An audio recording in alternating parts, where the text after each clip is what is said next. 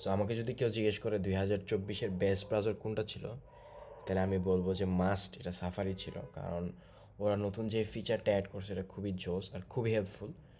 So আমি যদি এখন সাফারিতে ঢুকি, তো আমি যদি কোনো একটা আর্টিকেলে ঢুকি, এখানে ধরলাম এই আর্টিকেলটা, সো দেখা যায় যে এখানে উপরে অনেক অ্যাড আছে বা নিচে অনেক অ্যাড আছে।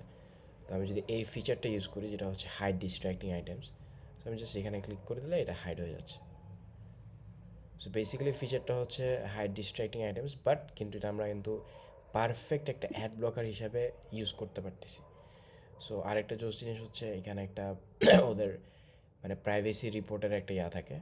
সো ওরা কী করে, এখানে রিপোর্টে আমরা ক্লিক করলে দেখতে পারে আর কি ওরা, মানে প্রাইভেসি রিপোর্টটা বেস্ট ফিচার না, ফিচারটা হচ্ছে ওরা যে ব্লক করে দিচ্ছে যে ট্র্যাকারগুলো থাকে বিভিন্ন ওয়েবসাইটে, যেটা আপনার উপর একটা প্রোফাইল বানায়, ওদেরকে ব্লক করে দেয়। সো ওরা হচ্ছে আর আপনাকে পরে অন্য সাইটে যখন আপনি যাবেন তখন টার্গেটেড অ্যাড পাঠাতে পারবে না। সো আপনার উপর একটা ডেটা কালেক্ট করতে পারবে না।